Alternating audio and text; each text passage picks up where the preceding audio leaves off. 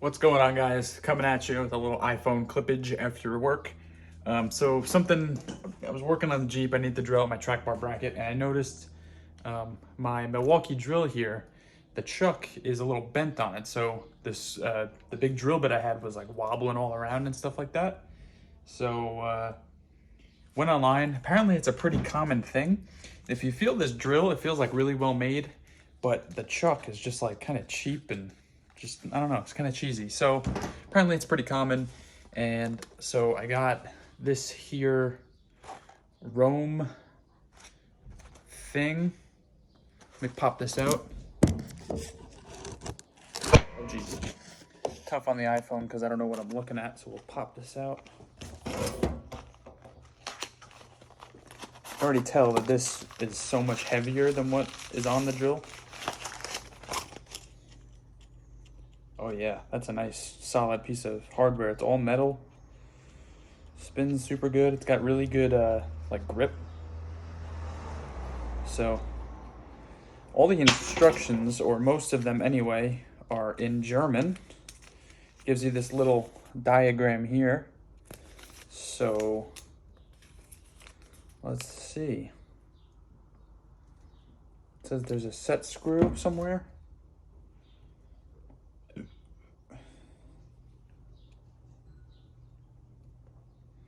Yeah, I have no idea what I'm doing. This is gonna be interesting. I'm gonna look it up. I'm sure there's videos on this already.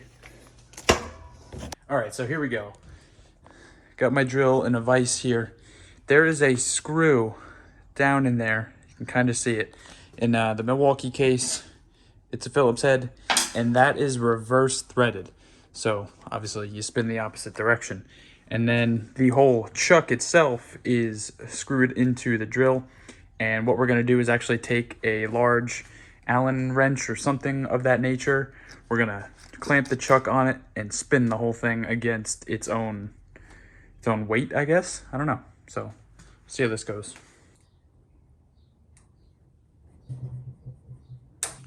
All right, I got it loose. It was just really, really tight. In the video I watched, the guy actually hits it with a hammer to get it off. So we'll unthread that. Let me undo the chuck.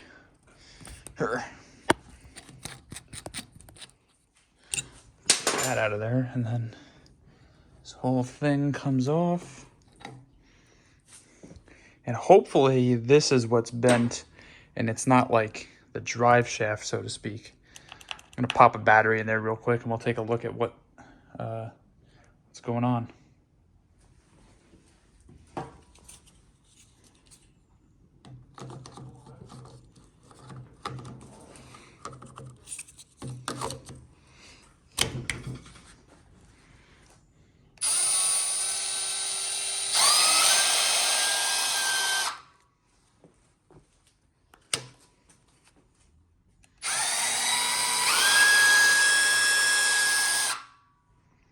Looks okay to me. And just like that, we got a new chuck on the drill. That actually looks real nice. It's so much heavier, believe it or not. You can actually feel like the torque of it spinning nicely. So, cool. Throw a bit in there and we'll see what it does. All right, so this chuck is really just so much better quality than the other one. It even has like a nice click to it when you really lock it in. It's all metal, it's much heavier. So I'm gonna press this on the table here, and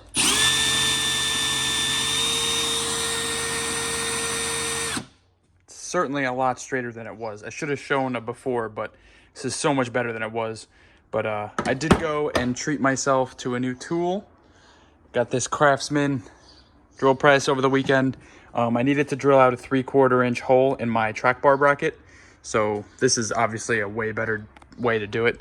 And this little thing went right through it. Bam, $100 for this thing, $50 for that thing. And I think a whole new drill was somewhere around $150. So now I got both and super happy with it. It's kind of a shame that the chucks on the Milwaukees are what they are, but this thing is really cool and seemed to get the job done. All right, what's going on, guys? It's Friday night now. Nothing going on, so I think I'm just gonna chill and see what I can do down here. I don't really have anything necessarily to do. Obviously, there's plenty of things I could do, but I'm waiting on parts to get my steering done. I need a new drag link, which is coming in probably early next week, and then a piece of DOM and another Heim joint and stuff like that. So I'm not gonna have that stuff for this weekend, unfortunately. So I think I'm just gonna hang out down here and I'm gonna try and clean up some of this stuff. I'm done with a lot of the grinding on the front. So I think maybe I'll peel the tape off, I'll take all this off, fold it up nicely, make this thing look a little bit more, I don't know what the word would be, just a little bit better, a little bit more pleasurable to be down here, and less bulky, and I don't know. So yeah, I'm just gonna throw on some tunes and see what I can get done. All right, so real chill vibes. Got some stuff cleaned up. Gonna leave the tarp on here just to keep the dust from forming on the engine.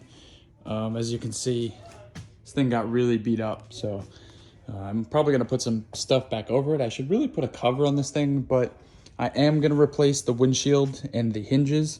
If anybody has a lead on a blue windshield frame, preferably 03 to 06, so I can put the trim back on. Yeah, I need a blue windshield frame and blue hinges.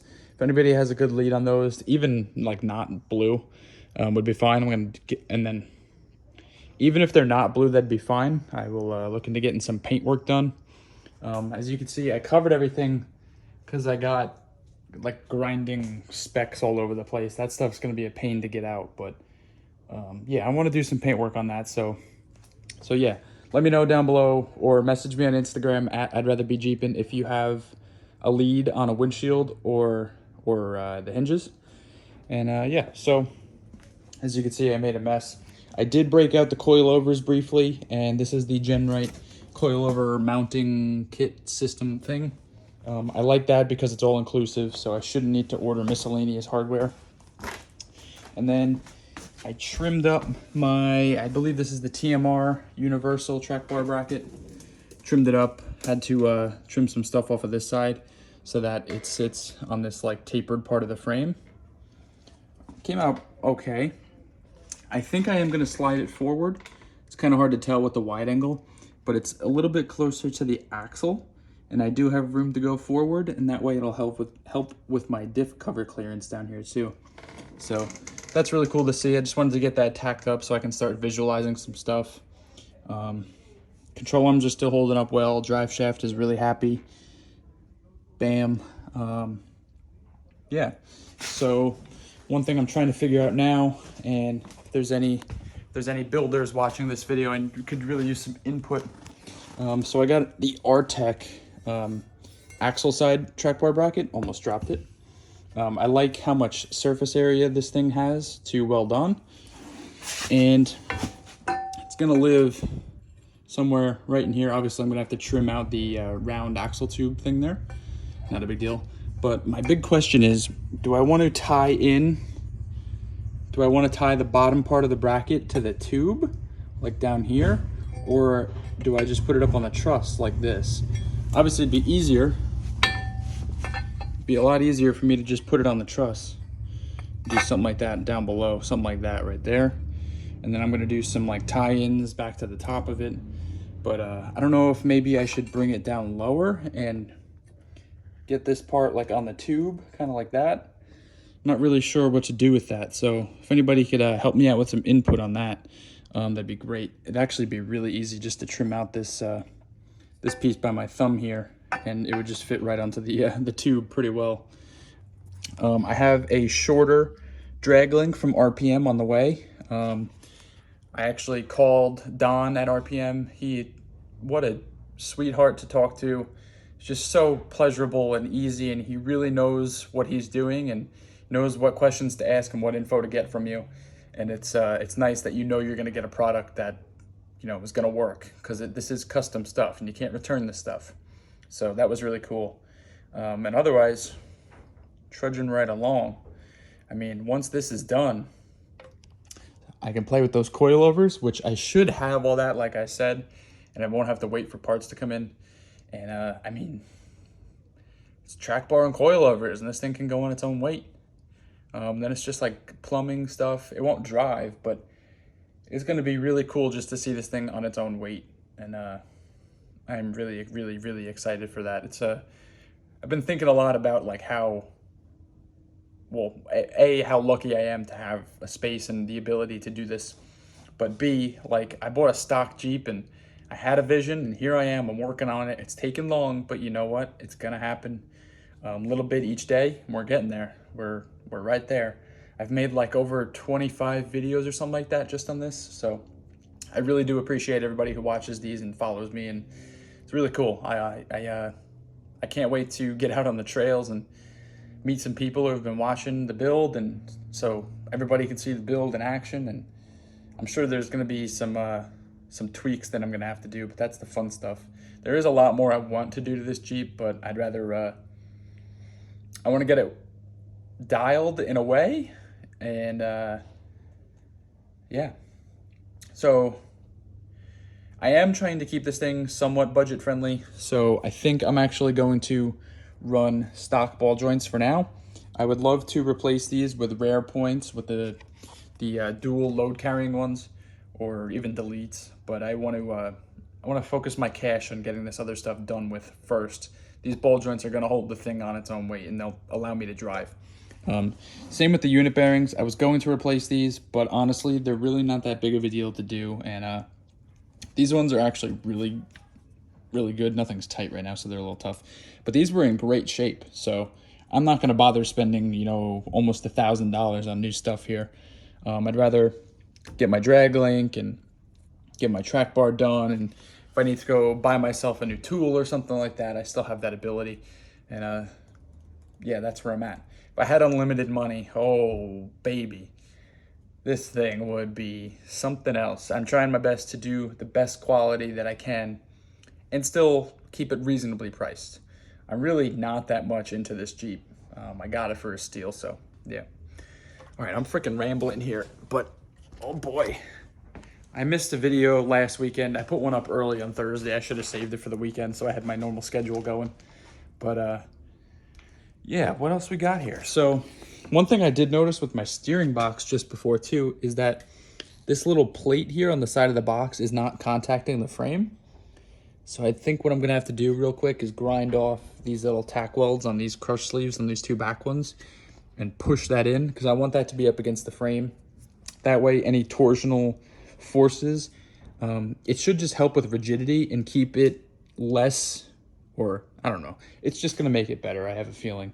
And then yeah, I gotta tack these.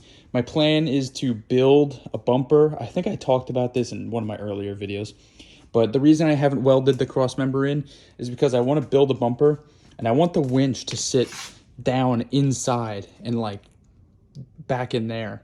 I just think that would look really slick. I'm sure a lot of you guys have followed Recoil TJ. He's done some very similar and really cool stuff. His front bumper is like exactly what I want to do. I'd love to find a way to make it removable though. His is welded on, but that's my plan for that. That's why that hasn't been welded on yet. Yeah, so I got to do an adjustment on that. That looks really cool. I mean, there's a lot of stuff going on in the front of this thing. It's pretty crazy. I'm like pretty much re-engineering the whole front end of this thing. I cut off every single bracket down to 2 pieces of, what is that, like 2x4 steel tubing, square tubing. So yeah, I don't know. Hopefully this is enough to make some sort of video, and here's a good update for you guys. Progress is slow right now. I am going on vacation in 2 weeks. So, well, actually next weekend? Next weekend? Yeah, it's next weekend.